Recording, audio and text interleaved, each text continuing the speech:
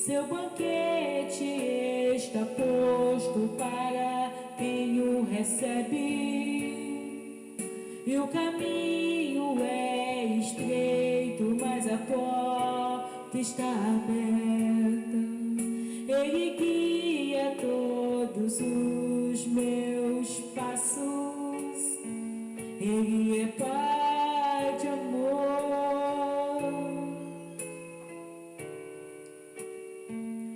O meu Pai é bom, o meu Pai é bom, o meu Pai é bom. Eu não sei sobre os outros, mas eu sei que o meu Pai é bom, bom. O meu Pai é bom, bom. O meu Pai é bom, bom. Eu não sei sobre os outros, mas eu sei que o meu Pai é bom.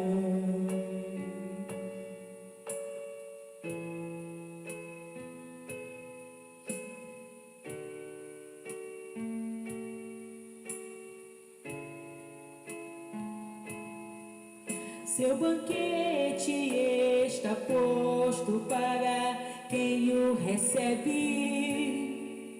e o caminho é estreito, mas a porta está aberta. Ele guia todos os meus passos, Ele é Pai de amor.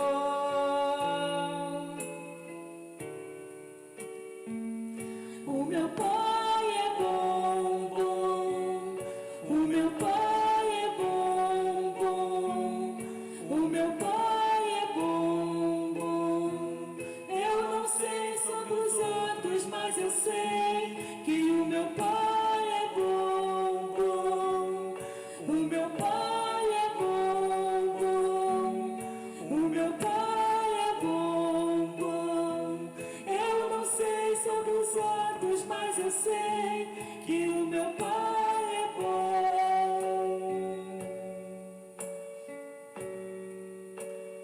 Vem com tua glória,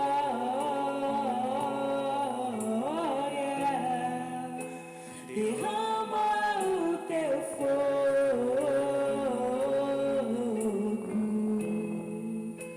e vem com tua glória,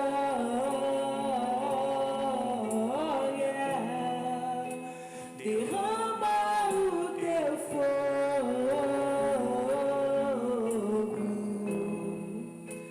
e vem com tua glória,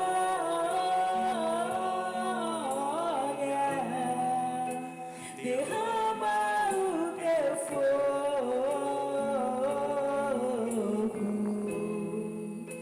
e vem com tua glória,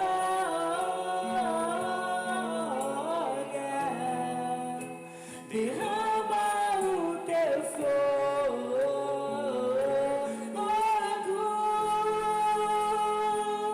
O meu Pai é bom, bom. O meu Pai é bom, bom. O meu Pai é bom, bom. Eu não sei sobre os outros, mas eu sei que o meu Pai é bom, bom. O meu Pai é bom, bom. O meu Pai é bom, bom. Eu não sei sobre os outros, mas eu sei que o meu Pai é bom.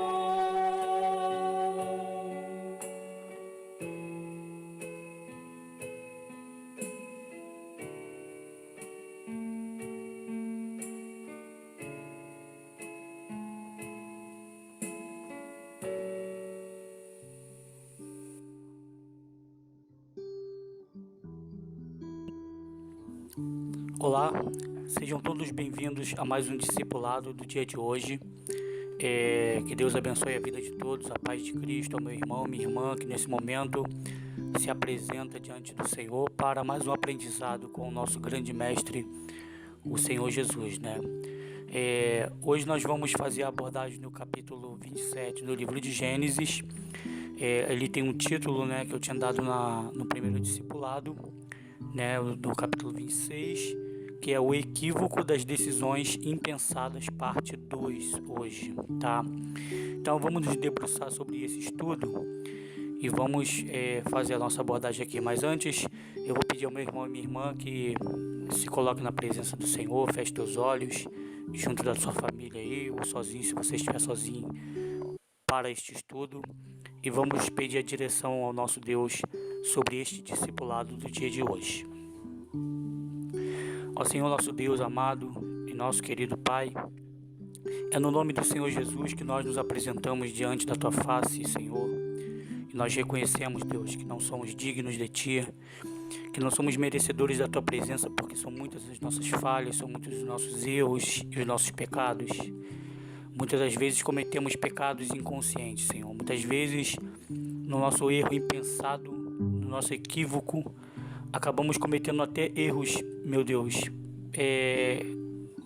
propositais. Mas pedimos que o Senhor venha, meu Pai, moldar em nós o Teu caráter, Senhor. Que o Senhor venha nos lapidar, que o Senhor venha, meu Pai, meu Deus, nos purificar e que o Senhor venha nos ajudar a ser servos e servas do Senhor, meu Pai. Que verdadeiramente possamos encontrar o caminho certo, Senhor, para servir a Ti. Que possamos encontrar o caminho certo para servir ao Senhor, meu Pai. Que o Senhor venha tomar em Tuas mãos as nossas vidas, pois nós colocamos, meu Pai, em Tuas mãos esse discipulado do dia de hoje, em nome do Senhor Jesus. Amém, meu irmão e minha irmã. Bom, então vamos lá. Antes de nós começarmos realmente a abordagem do capítulo 27, eu quero retomar com vocês uma ideia que foi apresentada no capítulo 26, tá? Nós hoje vamos abordar o capítulo 27, então quero retomar a ideia que foi apresentada lá no capítulo 26, tá? E mais basicamente no versículo 23 a 25, que é essa ideia sobre descendência de Abraão. Eu quero abordar um pouco melhor sobre isso, que não deu tempo no último discipulado, sobre quem são os descendentes de Abraão, o que é descendência realmente de Abraão, né? Que ao mesmo tempo que é descendência de Abraão, também é descendência de Deus e é filhos da promessa. Quando a gente fala em descendência de Abraão, nós estamos falando sobre aquelas pessoas que são tal como foi Abraão.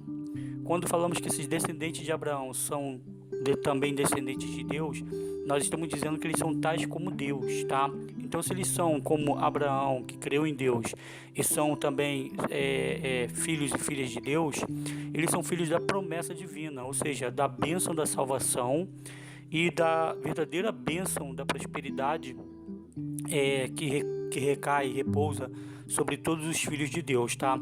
Vamos lembrar que essa prosperidade em nada tem a ver com tão somente dinheiro, tão somente bênção material. Ela tem a ver com a questão de uma vida espiritual saudável, ela tem a ver com uma saúde, né, plena, não que nós não venhamos a ficar doente, mas que o Senhor está conosco também no leito da nossa doença, no leito da nossa aflição, tá?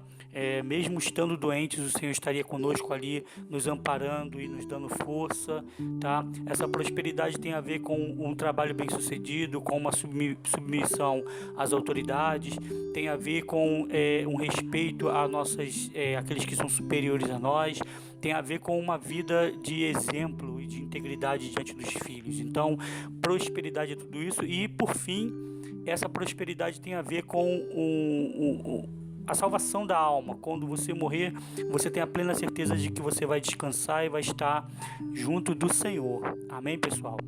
Eu vou pedir desculpa a vocês porque provavelmente nós vamos ter alguns sons externos aqui, mas eu peço que você foque no que está sendo ensinado para você, que é o que realmente está vindo do trono de Deus para nós, né? E que o Senhor cuide de nós diante desse discipulado no dia de hoje, tá?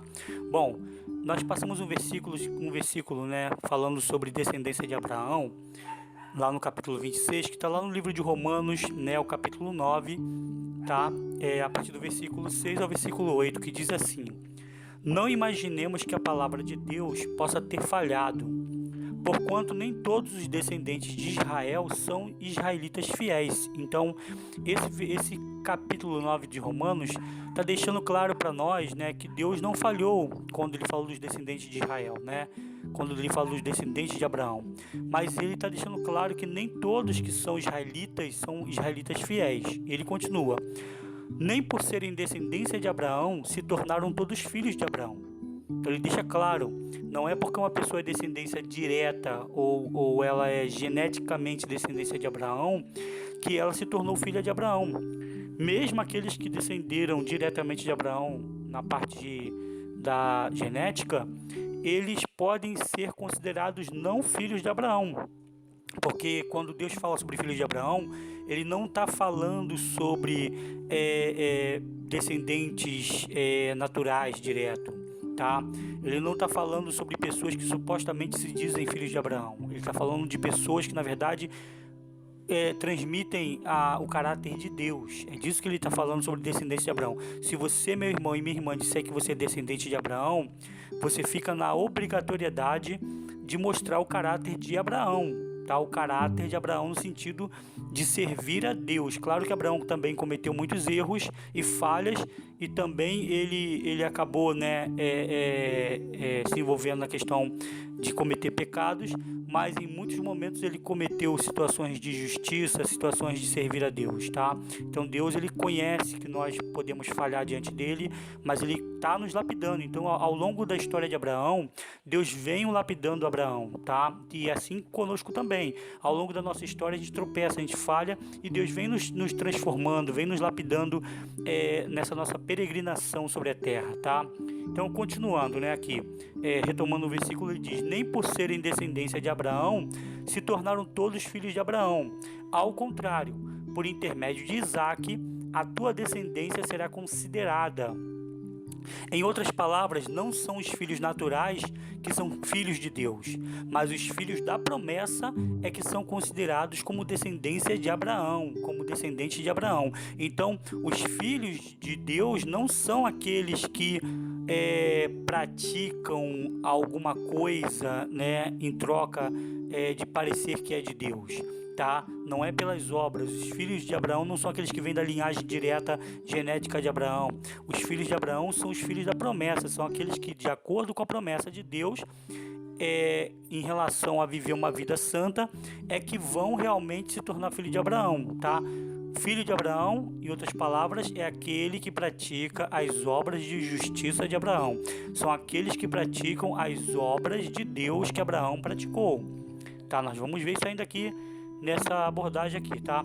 E passando lá para Gálatas capítulo 4, do versículo 21 ao versículo 31, nós lemos outra passagem que vai nos explicar isso, tá? Vamos lembrar, né, nós estamos falando isso a vários discipulados, né, porque estamos estudando o livro de Gênesis, né, que é o primeiro livro da Bíblia. Vamos lembrar que os livros do Antigo Testamento, eles, na verdade, mostram bastante simbologia para nós, tá? Não são histórias ou fábulas, não são contos, tá, gente? São coisas que aconteceram com pessoas de verdade, mas que se tornaram um símbolo para nós. E nesse Gálatas capítulo 4, versículo 21 ao 31, vai falar quem Sara e quem Agar representam, tá? Então elas passam por uma situação aqui na Terra, mas elas vão representar duas nações. Vamos lembrar que Gênesis, né, é o livro das origens.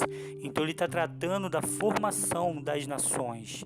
Então essas pessoas que estão aparecendo aí no livro de Gênesis são pessoas que são as primeiras origens dos seres humanos na Terra, tá? Claro que em Abraão já haviam vivido muitas pessoas antes dele, mas todas essas pessoas aí do Antigo Testamento são pessoas que formaram o que nós conhecemos hoje como nações, tudo bem? Então esse capítulo 4 aí, a partir do versículo 31 até o 31, versículo 21 até o 31, melhor dizendo, ele vai dizer assim: dizei-me vós o que quereis permanecer julgados à lei.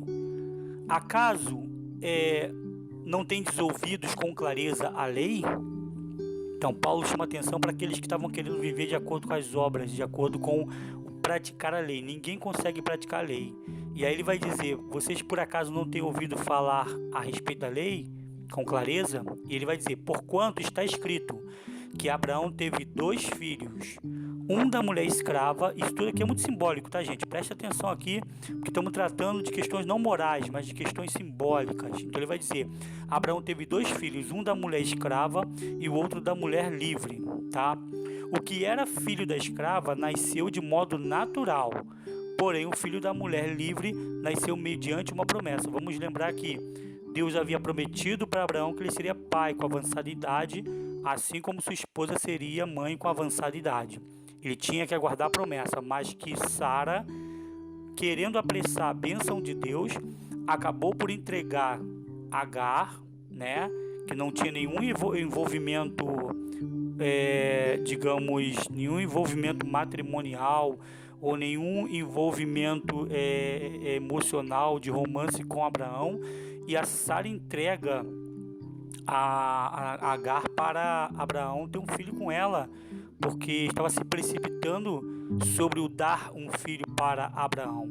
Essa prática de entregar a escrava para o marido, vamos lembrar que nós vimos isso no capítulo anterior, era uma prática que os povos lá da Mesopotâmia, né, eles tinham, era uma prática de povo pagão. Então, o que a Sara vai fazer? A Sara, na verdade, ela vai praticar um ato de povos seculares, tá? Ela vai praticar um ato de povo que não tem nada a ver com Deus, tá? E isso vai precipitar num grande erro histórico que até hoje o mundo paga, né? Vendo os filhos de Ismael, a descendência de Ismael contra Israel, né? Vamos lembrar que o Oriente Médio hoje é um lugar de bastante conflitos entre nações, exatamente por causa desse episódio e por causa de outros fatores também, tá? Então, continuando aqui, ele está falando que Abraão teve 2 filhos e que o filho da escrava nasce de modo natural, ou seja, mediante as vontades do homem, mediante o desejo humano, tá?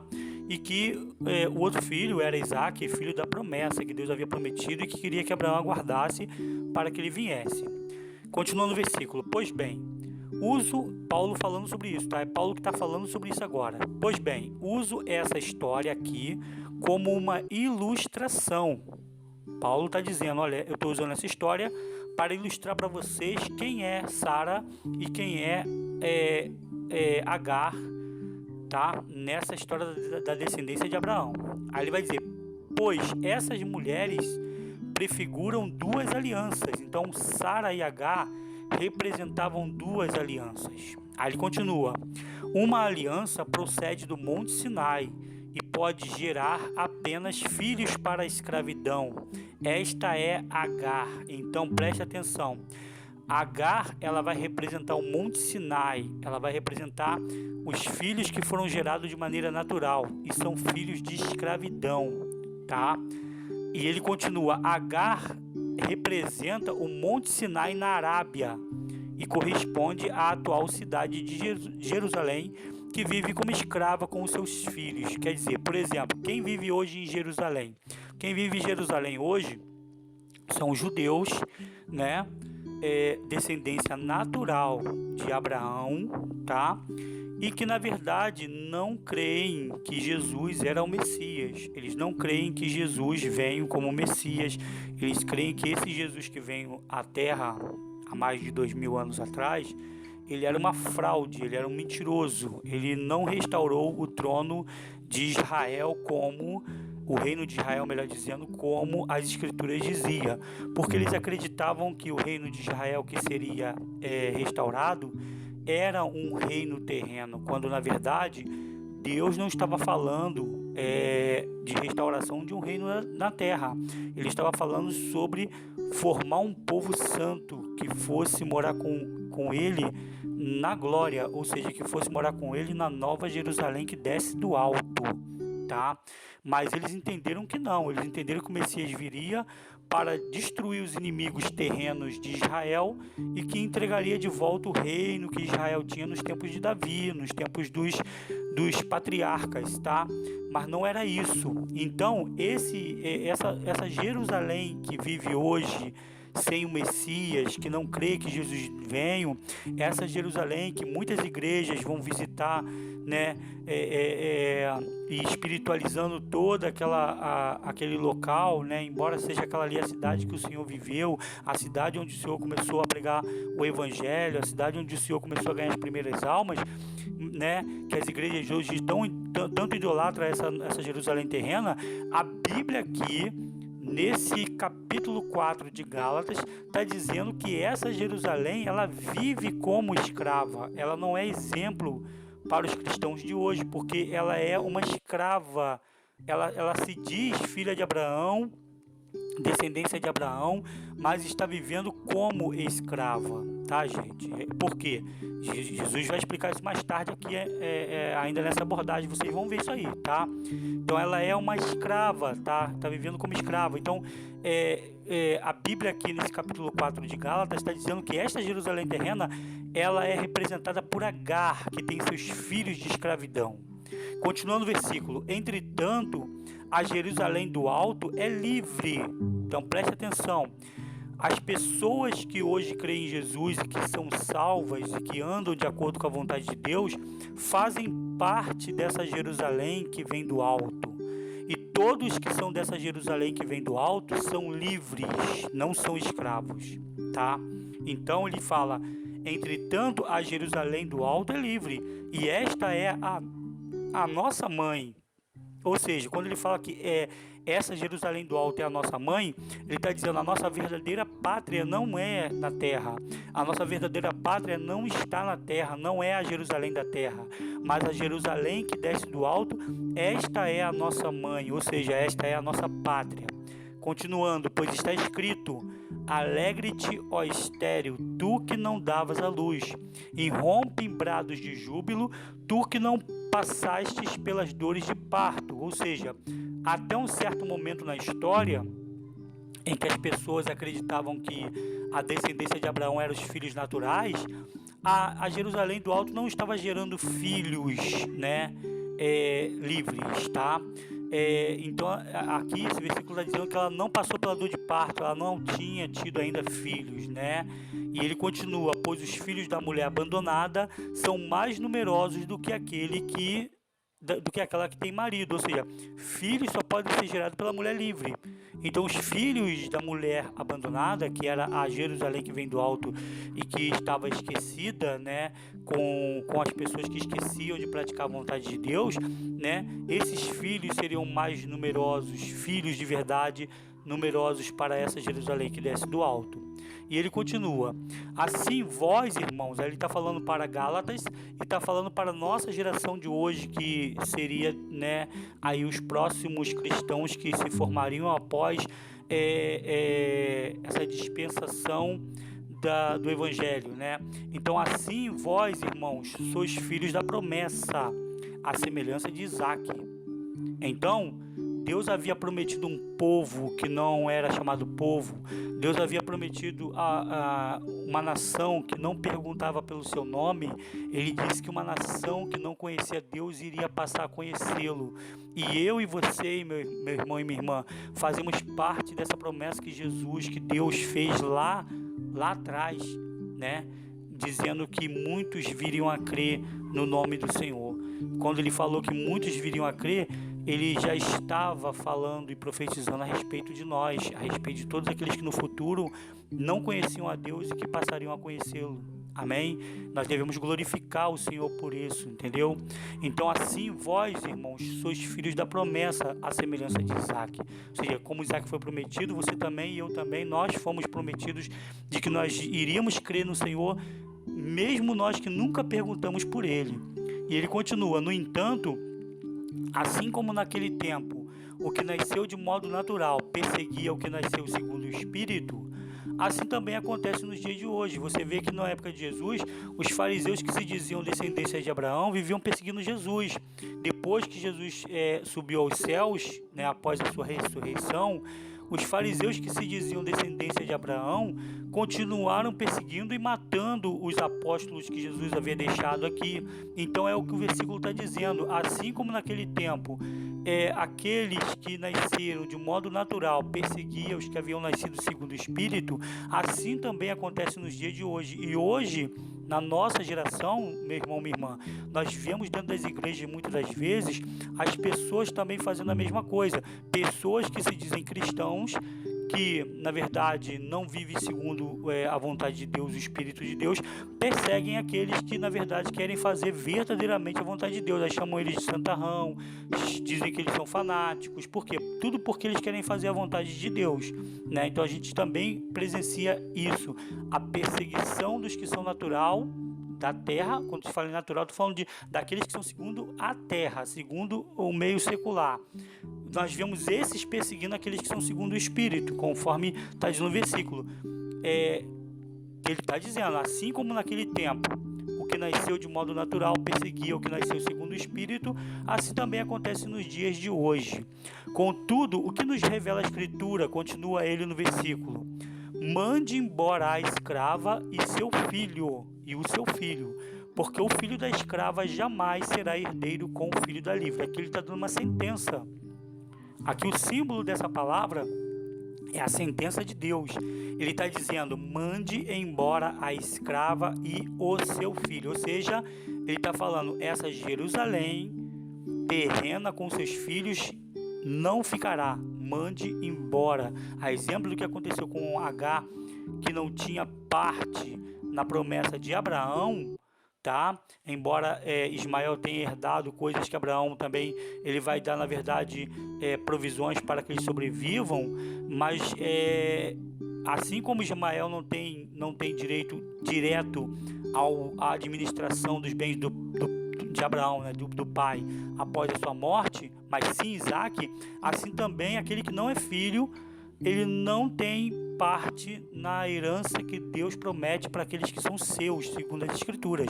Por isso que ele está dizendo nesses versículos, mande embora a escrava e o seu filho, porque o filho da escrava jamais será herdeiro com o filho da livre. Ou seja, aqueles que são filhos de escrava, em outras palavras, nós estamos falando aqui com relação a questões espirituais e não questões de etnia, de nada disso.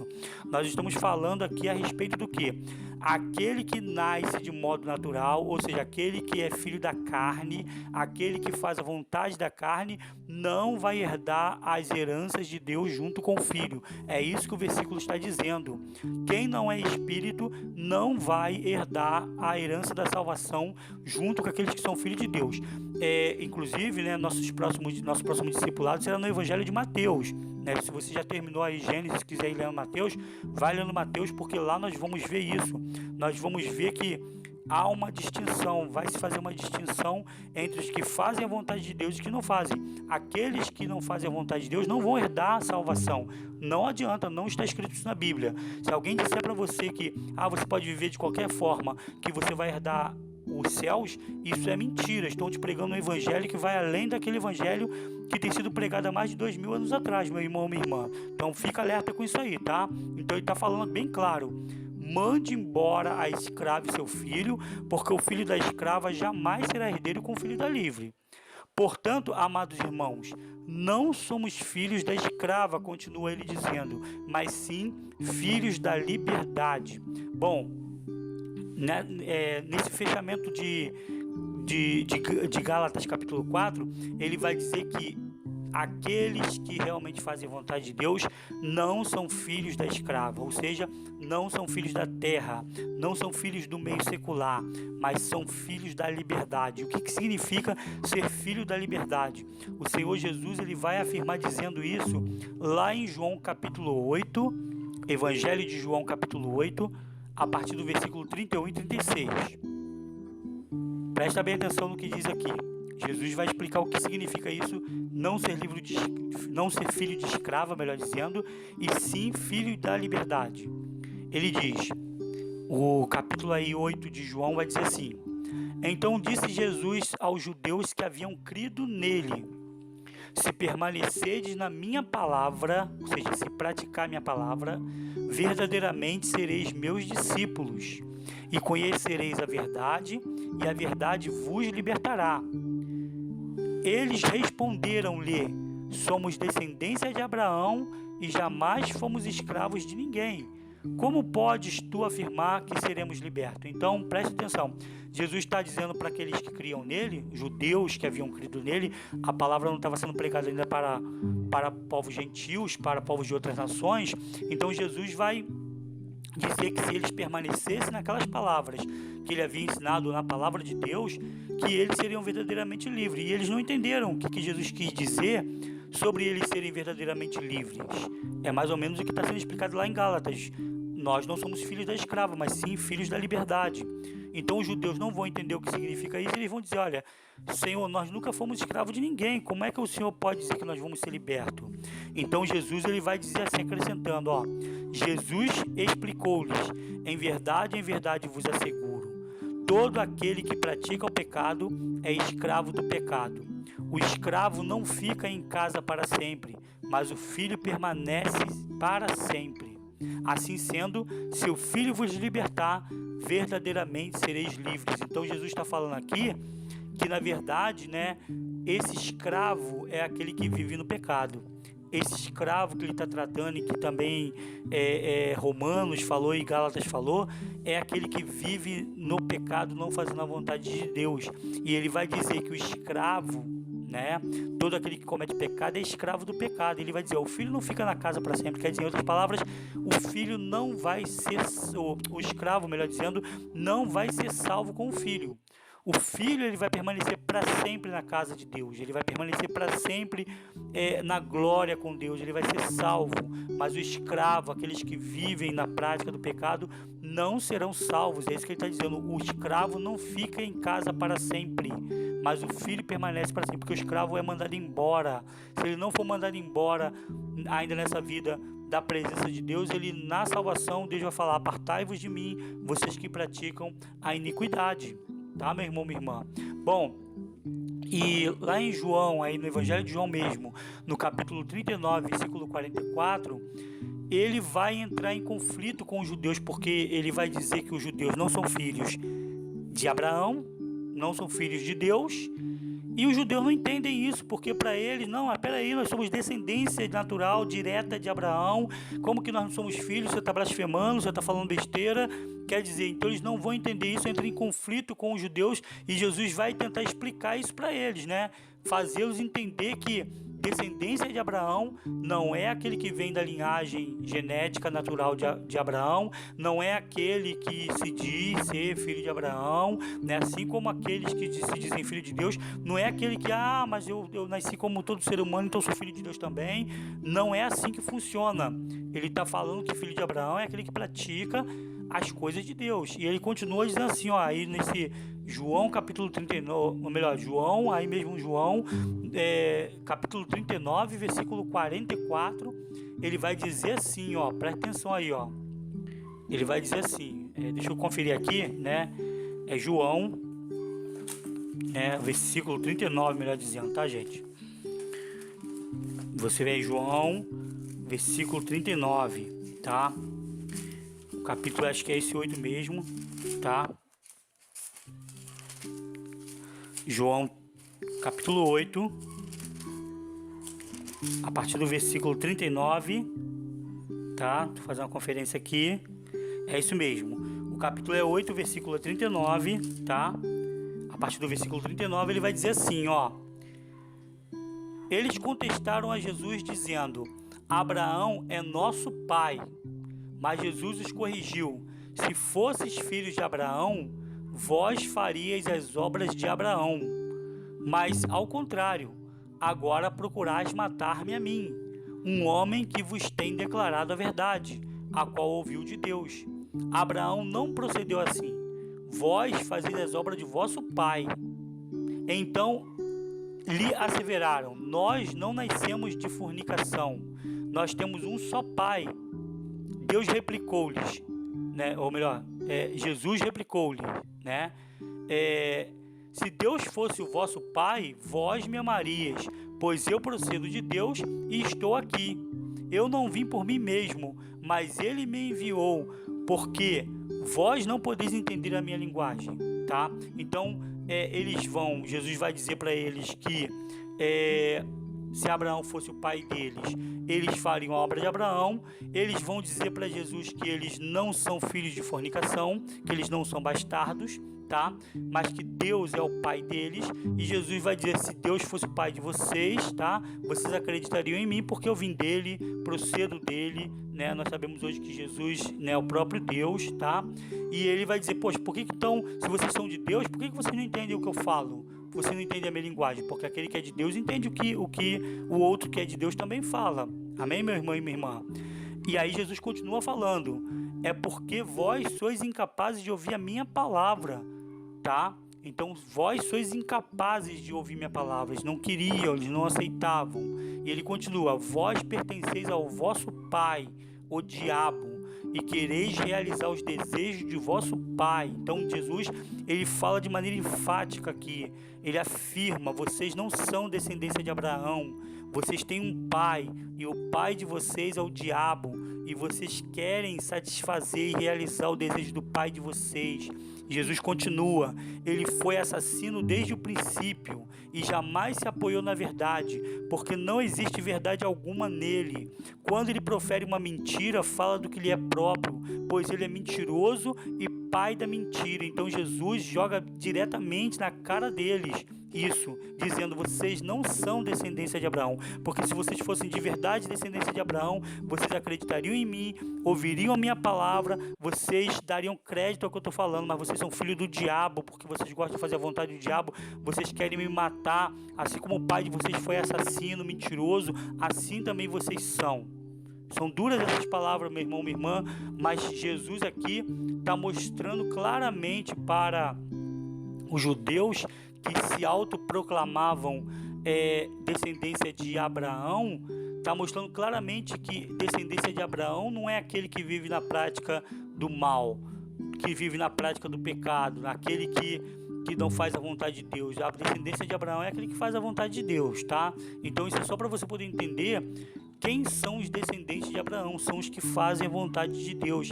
Quem vai ter herança na salvação não são todas as pessoas, todas as religiões, como muitos pregam por aí. Não são todas as pessoas só porque dizem que acreditam em Deus, mas são aqueles que fazem a vontade de Deus. São esses que vão ser salvos. Então não adianta, a pessoa pode estar dentro de uma igreja, ela pode estar vestida de terno, com uma Bíblia na mão. Se ela não fizer a vontade de Deus, ela não é descendência de Abraão, ela não é da vontade de Deus, tá? Ela não faz a vontade de Deus. Ela pode passar anos e anos dentro de uma igreja, se ela não fizer a vontade de Deus, ela não vai herdar a bênção junto com aqueles que são filhos de Deus. Isso fica como alerta para todos nós, para nós buscarmos nos tornarmos filhos de Deus. E como que eu me torno filho de Deus? Praticando a vontade de Deus, sempre buscando praticar a vontade de Deus, porque embora eu possa ser tentado a errar, eu posso ser tentado a cometer pecados, eu tenho todavia o recurso de fazer a escolha, porque Deus nos dotou daquilo que a gente chama de livre-arbítrio, outros vão dizer livre-agência. Deus nos dotou de uma escolha. O pecado nos assedia, ou nos assedia, né? Mas só que a gente tem uma escolha. Nós não precisamos nos curvar e nos submeter ao mal. Amém, meu irmão, minha irmã? Bom, então, passada essa introdução, para deixar claro para você quem são descendentes de Abraão, passamos então mesmo agora à análise do capítulo 27 de Gênesis. Bom, deixa eu só falar uma coisa. Uma irmã me perguntou, nós estamos estudando Gênesis, mas às vezes vai no Novo Testamento, depois volta para o Antigo Testamento, mas não é Gênesis que estamos estudando. Pessoal, vamos lembrar que não tem como nós fazermos um estudo da Bíblia desconectado com toda a palavra de Deus. Então por isso que nós estamos fazendo um link lá no Novo Testamento e no Antigo Testamento, porque tudo que está sendo falado no Antigo está se cumprindo no Novo. Então nós levamos você até o Novo Testamento para quê? Para que você possa ver que o Novo Testamento na tua Bíblia, se é que você não soubesse disso, né? Se você já sabia, mais um acréscimo aí para o teu conhecimento, mas o Novo Testamento é o cumprimento de tudo que está no Antigo Testamento, tá? O Gênesis é o livro que vai dar simbologia, os livros do Antigo Testamento vai trazer um monte de simbologia para nós, e o Novo Testamento é o cumprimento de tudo aquilo. Jesus é o cumprimento de toda a Bíblia, de toda a profecia. Amém, meu irmão? O cano já está fechado. Jesus é o cumprimento de toda a profecia que foi dada. Amém? Então, para você poder entender por que nós fazemos esse link, imos e voltamos, né? Respondendo a irmã que perguntou isso, indo e voltando com relação a essa questão do estudo de Gênesis, tá? Assim também vai ser em Mateus. Conforme nós vamos estar estudando Mateus, nós vamos voltar ao Antigo Testamento para ver sobre algumas palavras que estão lá sendo profetizadas que aconteceriam em Mateus. Ok, meu irmão e minha irmã? Bom, do versículo 1 ao versículo 10 do livro de Gênesis, no capítulo 27, nós vamos ler o seguinte, que Isaac, ele envelhece, tá? Vamos lembrar que eu não estou fazendo a leitura da Bíblia aqui, pessoal. Aqui é um resumo daquilo que você já leu. É necessário que você leia os capítulos. Para semana que vem é o capítulo 28. É necessário que você leia para que você entenda, tá? Então, só estou dando um resumo sobre o que foi abordado nesse capítulo, tá? Bom, Isaac envelhece e já não pode mais enxergar, porque as suas vistas enfraqueceram diante da velhice. Ele chama seu primogênito e resolve prepará-lo para que receba a bênção da primogenitura antes de sua morte. O primogênito de Isaac, vamos lembrar que era Esaú. Amém, meu irmão, minha irmã? Antes, porém, de receber tal bênção, Esaú, seu primogênito, deve preparar uma caça a pedido do pai.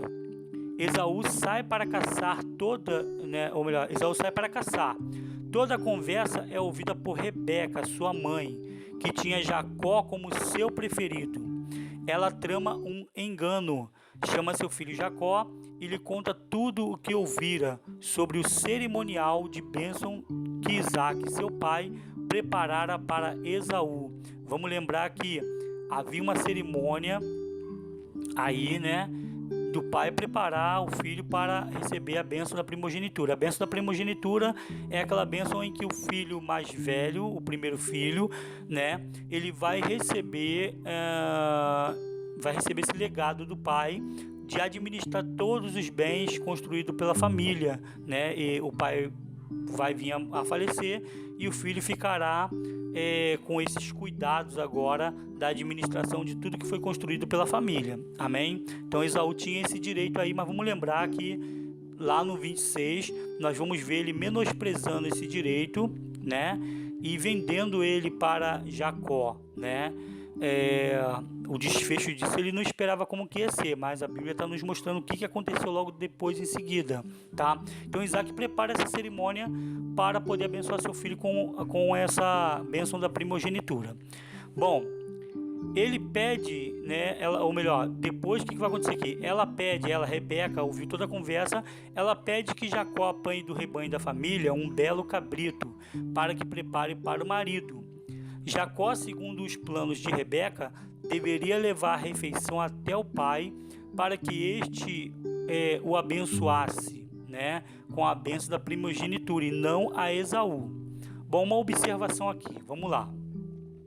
Vamos lembrar que o Senhor havia dito a Rebeca que dentro do seu ventre crescia 2 representantes de 2 nações rivais. Você lembra disso, meu irmão, minha irmã? Lá no capítulo 26, Deus tinha falado, né, a Rebeca que dentro dela estava nascendo 2 representantes de 2 nações rivais. E isto foi dito a Rebeca por quê? Porque ela foi questionar o Senhor o porquê das 2 crianças se empurrarem dentro do seu ventre. Isso está lá em Gênesis capítulo 25, do versículo 22 ao versículo 23. Se você quiser voltar lá e conferir, pode fazê-lo, tá? Pois bem, na nota de rodapé da King James, da Bíblia King James, tá? Lá na página 82, tá? Uma análise do capítulo 27, no número 1. O que está escrito lá? Está escrito assim: a palavra e as promessas de Deus se cumprem em nossas vidas de forma natural e inexorável, né? Quer dizer, as promessas de Deus elas se cumprem de maneira natural e infalível na nossa vida. Deus jamais aceitará qualquer desonestidade de nossa parte, ainda que estejamos tentando facilitar o cumprimento de uma promessa sua para nós. Rebeca confiava tanto na promessa que recebera do Senhor, no capítulo 25, versículo 23, que nem temia uma eventual maldição, tampouco admitia como repreensível o emprego de fraude do engano como instrumentos para desviar para Jacó a bênção de Isaac. Então presta atenção, Deus tinha prometido, feito uma promessa para Rebeca de que um dos seus filhos ele seria senhor sobre o outro, tá? Como ela preferia Jacó, o que ela fez? Ela confiou demais nessa promessa ao ponto dela nem ligar em usar modos fraudulentos para poder conseguir essa bênção para Jacó, tá? Então ela vai usar, mas Deus ele não vai deixar isso impune. Deus ele não compactua com esse tipo de coisa. Ela quis apressar a bênção de Deus de acordo com a sua vontade, de acordo com o seu jeito. Isso é um erro que Rebeca cometeu, tá? Bom, ainda a rodapé da King James vai dizer o seguinte: impulsionada por sua parcialidade. O que é a parcialidade, né? Ela impulsionada pela sua preferência por Jacó, ela não soube ser submissa e nem resignada, ou seja, nem paciente, nem soube descansar na providência divina. O favoritismo do pai e da mãe por um dos filhos, que foi mencionado em Gênesis 25, 28, agora está próximo de produzir frutos amargos e venenosos. Quer dizer, essa história de querer ter um escolhido, de querer ter um filho preferido, vai gerar frutos amargos na história de Isaac e de Rebeca. E na vida também de Jacó, e de Esaú, tá? Os pais jamais devem, segundo a nota de rodapé da King James, continuando, diz: os pais jamais devem alimentar preferências entre os filhos, mas educá-los com o mesmo amor e temor de Deus, ainda que admirando e valorizando suas características individuais. Amém, meu irmão e minha irmã? Então, fique esse alerta aí da nota de rodapé, que depois, no finalzinho dessa abordagem aqui, nós vamos estar conversando um pouquinho mais sobre isso aqui, tá? Bom, a partir do versículo 11 ao versículo 13, Jacó alerta sua mãe entre a diferença física que existe entre ele e Esaú. Esaú era peludo e Jacó liso. O menino teme que o pai desconfie e descubra ser de fato Jacó quem o fale, e esteja tentando enganá-lo, e com isso atraia para si maldição ao invés de bênção. Sua mãe assume a responsabilidade caso alguma coisa dê errado, tá? E ela diz que tal maldição recaia sobre mim, meu filho, e pede que ele vá buscar o cabrito para que ela o prepare. Então Jacó ele fica com medo porque ele era muito diferente de Esaú. Esaú era peludo e ele era liso, e ele fala: olha, eu tô com medo de ir lá e meu pai me amaldiçoar e descobrir me amaldiçoar. E ela acaba assumindo, ela fala: não, que caia sobre mim a maldição, mas vai fazer o que eu te mandei, né? Então ele vai lá preparar o cabrito, tudo bem? Versículo 14 ao 16, Rebeca prepara um delicioso prato que Isaac, seu marido, apreciava. Ela veste Jacó com a melhor roupa de Esaú e usa os pelos do cabrito que preparou para cobrir as mãos e o pescoço de Jacó, a fim de que o pai não o descubra. Então é tudo premeditado.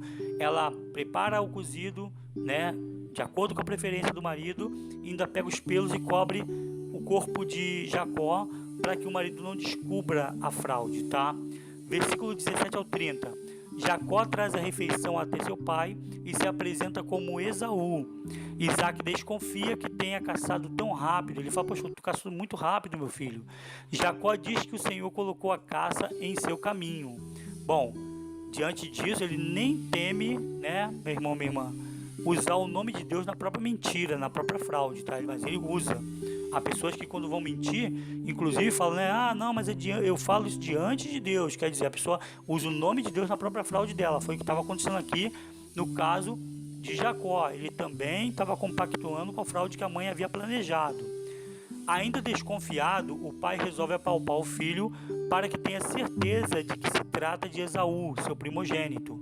Jacó se aproxima, o pai o apalpa e diz que a voz é de Jacó, mas que os braços são de Esaú. Claro, o pai está ouvindo a voz de Jacó, mas bota a mão, ele está cego, ele não está enxergando nada direito, ele bota a mão e sente os pelos e ele acha que é Esaú, mas com a avó de Jacó. Desconfiado, o pai questiona mais uma vez se era de fato Esaú, e Jacó responde que sim, continua com a mentira. Em seguida, serve a refeição ao pai, que a come e bebe vinho. Isaac pede um beijo ao filho, e ao se aproximar, Isaac, ele vai sentir o cheiro de Esaú nas roupas. Então, ele acreditando que seja de fato Esaú por causa do cheiro, ele abençoa Jacó no lugar do irmão. Assim que o pai o abençoou, Jacó saiu da presença dele e logo em seguida chegou Esaú, tá? Bom, vamos fazer uma observação aqui. Vamos lembrar que nesse momento que está acontecendo esse fato, os meninos não são nenhuma criancinha, tá? Esses meninos, Jacó e Esaú, já estão com 40 anos de idade, tá? Só uma questão aqui para você saber, se situar qual é a idade dos meninos nesse momento. Bom, talvez os padrões daquele povo, 40 anos, fosse ainda jovem, né? Versículo 31 ao 40. Ao chegar da caçada, Esaú prepara seu prato para o pai, sem contudo desconfiar da fraude que sofrera. Ao levar, porém, a refeição e pedir a bênção da primogenitura ao pai, ele recebe a notícia por meio do próprio pai que ele perdera esta bênção, da primogenitura, pois sem saber quem antes teria vindo até ele, Isaac acabou por abençoar Jacó no lugar do filho Esaú. Esaú ainda suplica para o pai que o abençoe, mas Isaac diz que Jacó, seu irmão, tomou a bênção com astúcia, ou seja, era uma bênção da primogenitura, e Jacó tomou com astúcia, segundo diz Isaac. Após insistir para que o pai também o abençoe com a bênção da primogenitura, Isaac, seu pai, declara que já havia estabelecido Jacó por senhor sobre Esaú, e que todas as provisões agora estavam sob cuidados de Jacó. Esaú chora muito e Isaac, seu pai, vai ficar em silêncio, inclusive vai até proferir qual seria agora a condição de Esaú diante dessa tomada da bênção da primogenitura por Jacó, tá? Talvez você vai dizer, mas irmão Humberto, o pai também não poderia dar a bênção da primogenitura? Gente, olha só, era um cerimonial. A bênção da primogenitura era como que uma espécie de testamento, que você deixava todos os bens sob o cuidado do primogênito, tá?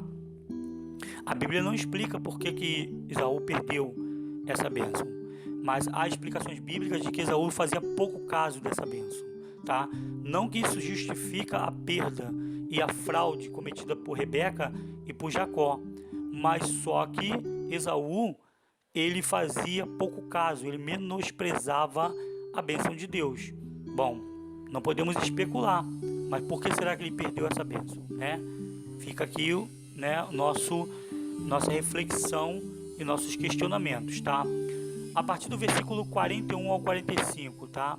Depois desses acontecimentos, Esaú passou a odiar o irmão, a Jacó, e determinou que assim que se aproximasse os dias da morte do seu pai, ele mataria a Jacó. Isto disse com promessas a si mesmo. As palavras de Esaú foram relatadas a Rebeca, sua mãe, que tratou de informar Jacó que Esaú, seu irmão, tramava sua morte. Rebeca então resolve enviar Jacó, seu filho mais novo, para a terra de Harã, onde residia o seu irmão Labão, que era o tio de Jacó e de Esaú. Bom, Esaú passou a ter muito ódio por Jacó. Ele trama a morte de Jacó após a morte do pai. Bom, a Bíblia não entra em detalhes, mas parece que Esaú proferiu tais promessas em alta voz. Rebeca ficou sabendo porque chegou a ela as palavras de Esaú de que mataria o irmão. E Rebeca então resolve livrar Jacó, mandando ele para a casa de seu tio, o irmão dela, o Labão, tá? Versículo 46. Rebeca vai se queixar a Isaac, o seu marido, de que ela estava desgostosa sobre as esposas de Esaú, que eram hititas, ou seja, eram da terra de Canaã. Relata ainda que se Jacó escolhesse também mulheres da terra de Canaã, cananeias, Rebeca, perderia completamente a razão de viver. Talvez, aqui especulando, sem querer especular, talvez essa seria a desculpa que Rebeca estava criando para enviar Jacó até a casa do seu irmão, tá, gente? Ela teria que apresentar uma razão por que ela estava mandando Jacó embora de casa para a terra dos seus parentes, tá? Ela estava, na verdade, tentando livrar Jacó da morte, ou seja, ela criou toda essa fraude e agora isso estava culminando numa situação de morte entre família. Inclusive, tem um versículo, né? Aí nesse capítulo, você pode procurar aí, que ela vai dizer que ela não suportaria perder os 2 filhos no mesmo dia, tá? Bom, quais são as lições deixadas aqui pelo capítulo 27 do livro de Gênesis? Vamos lá, as lições. Muitas vezes o Senhor nos faz promessas, né? E não podemos dar um jeitinho de apressar as coisas. Quantas pessoas são, né? Às vezes Deus dá uma promessa para ela, Deus faz uma promessa para ela de que vai abençoá-la, mas ela quer dar um jeitinho, o seu jeitinho, para apressar logo que essa bênção de Deus chegue para ela, não é verdade? Bom, as promessas são para ser cumpridas no tempo de Deus, não no nosso tempo. Apenas devemos fazer como Abraão e perguntar: ó soberano Senhor, como posso saber que tomarei posse desta terra ou desta bênção? E deixar Deus agir. Ele sabe o que nos é melhor no seu tempo. Então, meu irmão, minha irmã, se você recebeu uma promessa de Deus, não apresse dando o seu jeitinho. Não apresse fazendo erros e fraudes para conseguir logo essa bênção. Talvez no teu trabalho o patrão tenha prometido para você que você receberia um cargo melhor, com um salário melhor, e você agora começa a criar situações erradas, né? Às vezes bajulando o seu patrão, né? Para tentar conseguir aquela promoção, e não é dessa forma, é deixar Deus agir. Continua sendo quem você é. Às vezes a mãe te promete que vai te dar alguma coisa, né? E você, naquele dia, você se torna um bom filho só para poder ganhar aquela bênção. E na verdade não é isso que Deus espera de você. Ele quer que você seja um bom filho sempre, né? Às vezes, né, Deus está prometendo as coisas e quer dar um jeitinho para poder conseguir. Não, nós não devemos fazer no nosso tempo, nem apressar o tempo de Deus. Deixar Deus agir e deixar Ele fazer as coisas no tempo dele, porque vai ser o melhor para nós. É a primeira lição. A segunda lição: precisamos tomar cuidados também, né? Até com exageros espirituais. Existem os exageros espirituais, meu irmão, minha irmã. Muitas vezes estamos tão certos que Deus está conosco que acreditamos que os erros que vamos cometer conscientes ficarão impunes. Não é verdade? Quer dizer, às vezes estamos tão certos que Deus é com a gente que vamos achar que eu vou cometer um errozinho aqui e Deus não vai fazer nada não, Ele vai me perdoar, tá? Bom, assim acreditou Rebeca. Devemos lembrar que o Senhor é amor, mas que também é justiça, tá, meu irmão, minha irmã? E que Deus demora demais para se irar, que Ele é paciente, que Ele é longânimo, mas devemos, né, embora Ele tenha paciência, embora Ele seja paciente, embora Ele seja tardio em se irar, nós devemos lembrar sempre que o poder de Deus é incalculável, tá? E que Ele não deixará impune o culpado. Isso está escrito aonde? No livro de Naum, capítulo 1, versículo 3. Ele está dizendo: Yahvé demora demais para se irar, é paciente e longânime, mas seu poder é incalculável, e Ele não deixará impune o culpado. É o que está escrito em Naum, capítulo 1, versículo 13. Então preste atenção nisso. Deus, Ele é paciente, mas Ele não vai deixar impune quem comete maldade, tá? O exagero de espiritualidade pode nos levar a nos acharmos tão especiais para Deus que qualquer injustiça ou erro que cometemos por querer ficará sem castigo. Tem gente nas igrejas, que ela acredita que Deus é tão com ela que ela fala: não vou mentir aqui, mas Deus vai me perdoar. Aí ela vai e mente por querer. Não ache que isso vai ficar impune. Às vezes ela: não, Deus é comigo, Deus me ama, não, eu vou fazer só essa maldadezinha com a pessoa agora e depois eu vou pedir perdão para Deus, mas eu vou fazer, vou me vingar, e faz e acha que vai ficar impune. Não vai. É o que a Bíblia está falando aqui. tá? O exemplo de Rebeca é claro sobre isso, nós vamos ver isso nos capítulos seguintes, tá? Então, olha só, Deus não vai deixar o culpado sem castigo, acredite, tá? Isso não vai acontecer.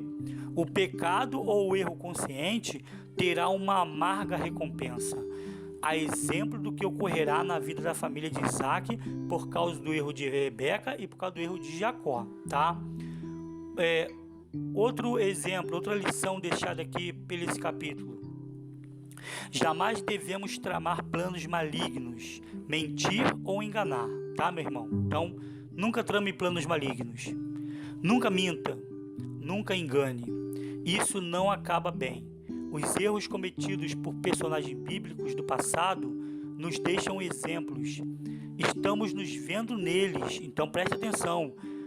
Os personagens bíblicos viveram aqueles erros e aquilo foi escrito para exemplo para nós, tá? Eles colheram os frutos dos erros cometidos, tá?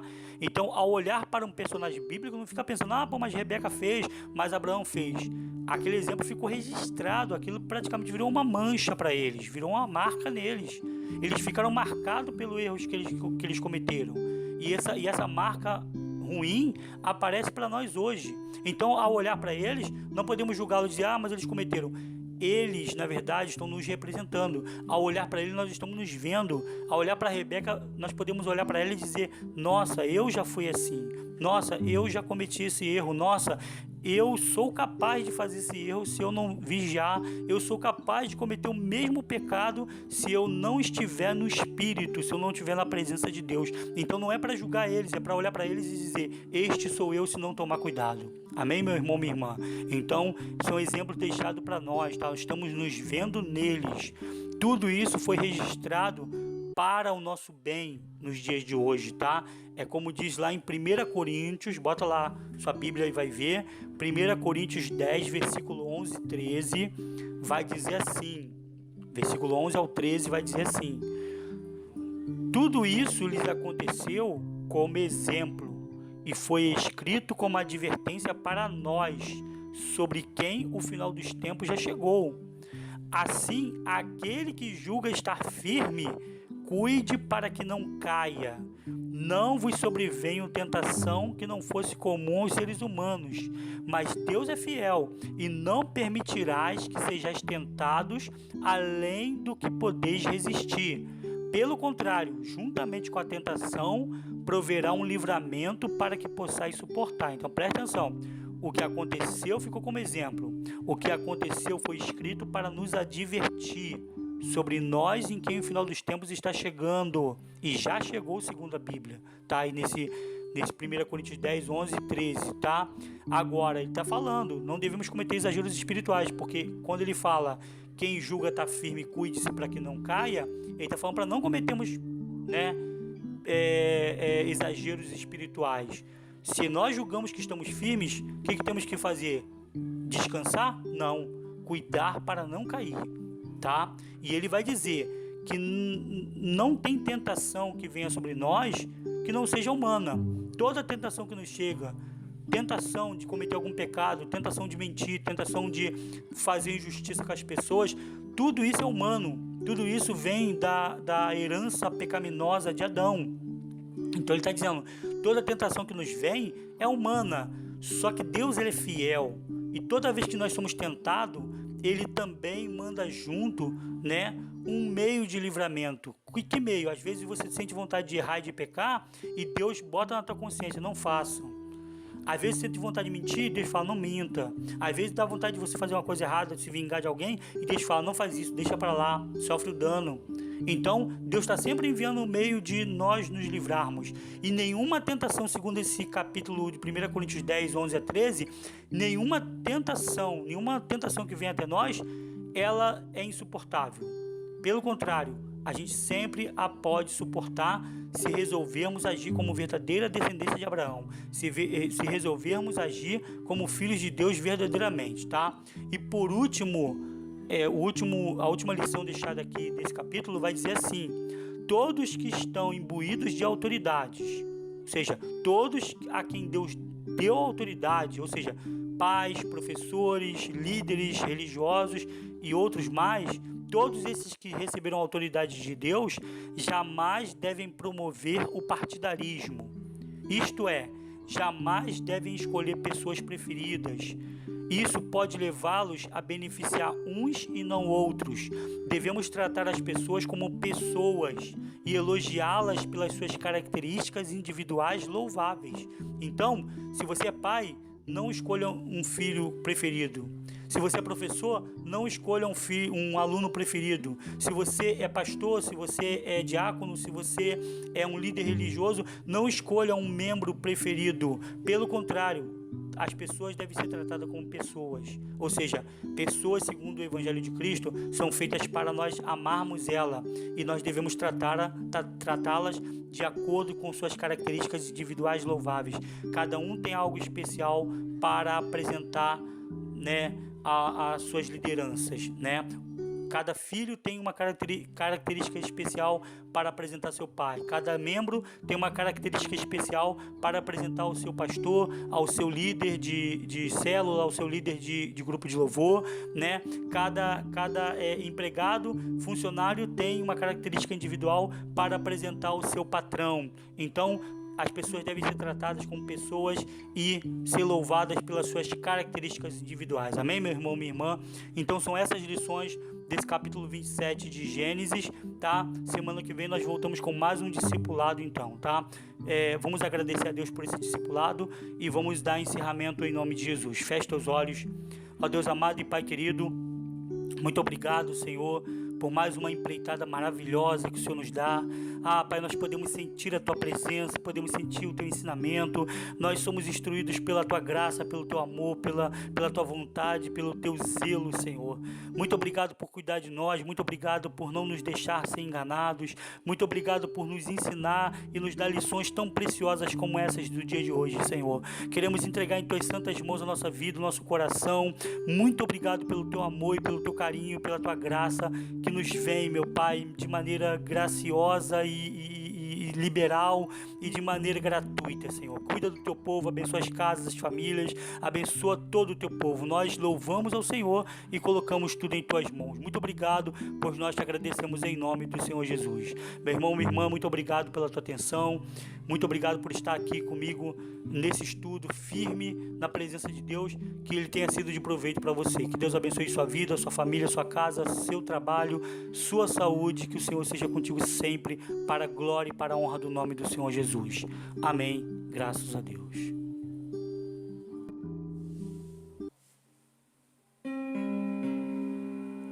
Ó Pai, eu queria tanto ver o meu Senhor descer, vindo me encontrar. Posso até imaginar a refulgente glória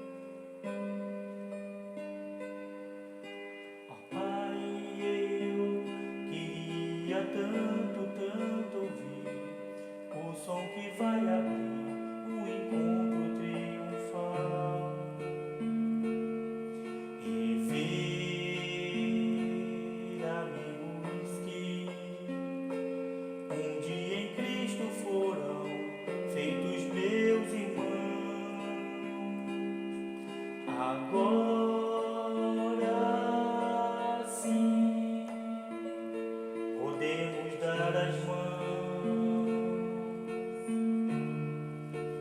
pois temos todos somente um só Senhor.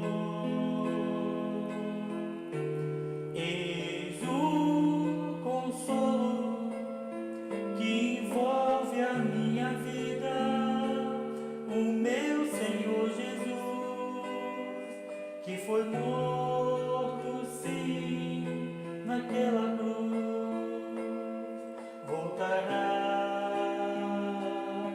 voltará enfim. Por isso eu canto glória, glória,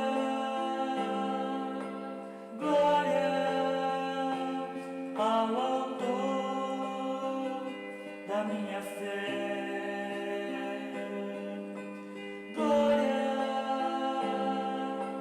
glória ao Autor da minha fé.